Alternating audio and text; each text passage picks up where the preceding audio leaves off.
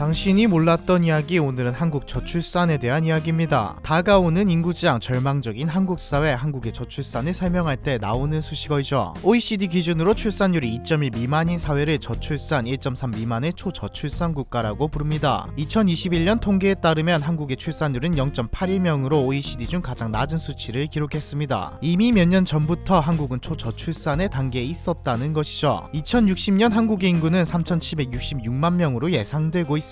근데 이건 뭐 예상이고, 이민 가는 사람도 있을 것이고, 출산율이 더 낮아지면 더 빠른 속도로 인구 절벽을 맞이하겠죠. 몇 년 전까지는 저출산이다, 위험하다 말로만 들었다면 이제는 체감할 수 있는 수준까지 왔습니다. 서울에 위치한 화양초등학교는 학생 수 부족으로 폐교를 하게 되었죠. 지방도 아니고 서울에 있는 초등학교가 말입니다. 그런데 인구 감소가 그렇게 큰 문제일까요? 사람 수가 적어지면 맛집에 줄을 안 서도 되고 거리도 좀 쾌적해지지 않을까요? 아닙니다. 인구가 줄어들면 절대적인 경제 규모가 필연적으로 축소되죠.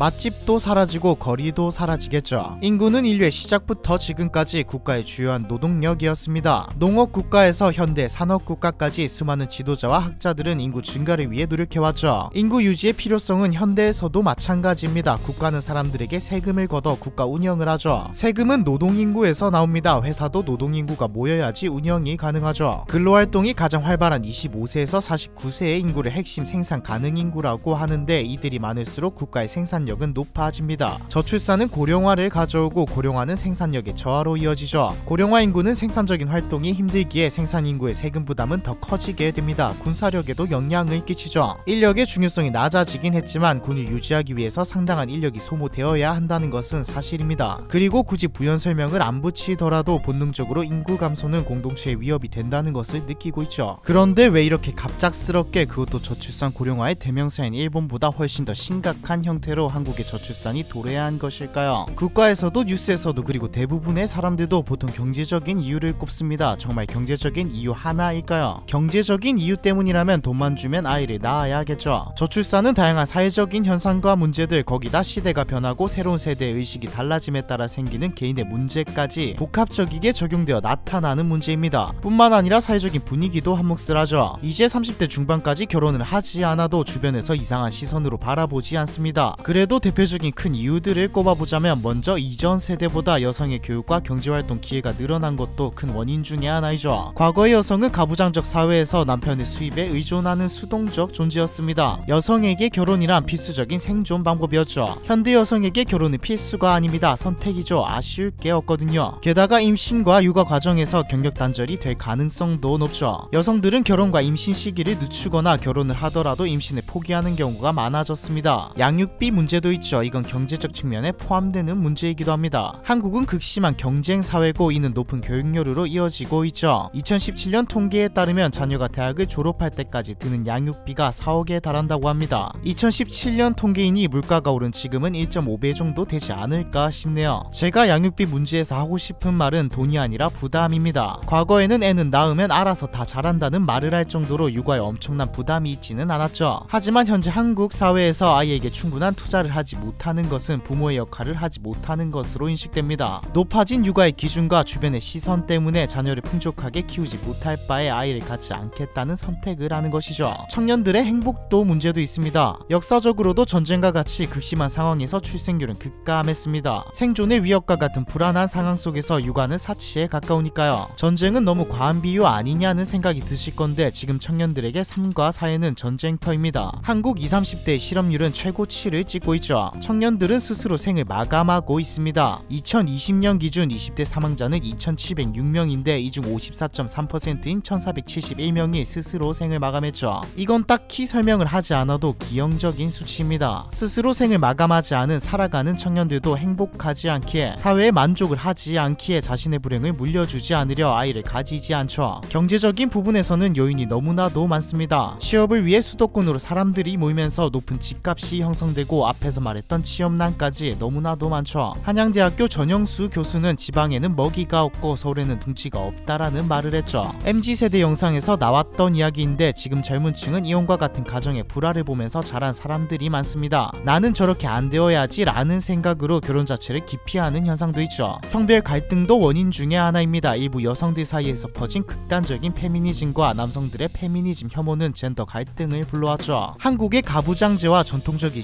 시각에도 문제가 있습니다. 현대에는 많이 희석되긴 했지만 아직까지 여성이 육아를 하는 것이 좋다라는 의견이 남아있죠. 가족과 가정에 대한 전통적 개념도 출생률 저하의 원인이 되고 있습니다. 한국 사회에서 혼외 출산은 안 좋은 시선을 받죠. 그래서 출산율은 혼인율과 비례합니다. 서양의 경우 자녀를 키우는 역할이 부모에게 국한되는 것이 아니라 사회적 제도와 전문 기관이 육아를 보조하는 형태이죠. 이러한 환경은 혼외 출산율을 높이는 결과를 가져왔습니다. 그래서 서양에 우리가 이해하지 못하는 다양한 가정의 형태가 나타나는 것이죠. 대표적인 게 프랑스입니다. 프랑스는 실제로 효과를 보고 있죠. 사실 한국에서 나오는 모든 문제들은 우리보다 앞선 선진국이 겪었던 문제입니다. 여러 가지 문화적 문제로 우리가 좀 과하기는 하지만 사례가 없었던 문제가 아니라는 말이죠. 다른 나라는 어떻게 대처했을까요? 가장 가까운 그리고 비슷한 사례인 일본은 여전히 저출산 문제에서 벗어나지 못하고 있습니다. 일본 정부는 결혼 성사를 공공정책의 일환으로 진행하고 있죠. 그런데 딱히 잘 되고 있지는 않습니다. 대신 보수적인 일본도 학계 출산율이 1.26으로 최저점을 달성하자 외국인을 받아들이는 쪽으로 기조를 바꾸기 시작했죠. 원래는 전문 기술을 가진 고가치 노동자만 받고 비숙련 단순 노동자는 받지 않았지만 2019년부터 10년 이상 장기 체류한 외국인을 생활인 신분으로 전환시키는 사실상의 이민을 허가했습니다. 미국은 본래가 이민자의 나라이다 보니 인구 유입과 히스패닉 이슬람 인구가 아이를 많이 낳다 보니 문제가 없죠. 우리가 봐야 하는 곳은 유럽입니다. 유럽 국가들은 저출산 문제에 적극적으로 대응해 출산율을 유지하거나 높이고 있죠. 대표적인 사례가 앞에서 이야기했던 프랑스입니다. 프랑스는 1995년 출산율 1.71로 인구 절벽을 맞이했죠. 프랑스의 출산율이 높아진 이유는 여러 가지가 있지만 가장 큰 것은 이민자를 받고 다양한 가족 형태를 인정한 것입니다. 다양한 가족의 형태란 결혼을 해서 아이를 기르는 전통적인 형태가 아닌 이런들 어떠하리 저런들 어떠하리 느낌으로 어떤 형태이던 당신의 자유라는 말이죠. 결론적으로 혼의 출산율이 엄청나게 늘어났습니다. 심지어는 형제 자매들의 아버지가 달라도 문제될 게 딱히 없죠. 프랑스는 이들을 차별 없이 대하는 분위기를 만들고 출산을 장려했습니다. 1970년 7%에 불과했던 혼의 출산율은 2009년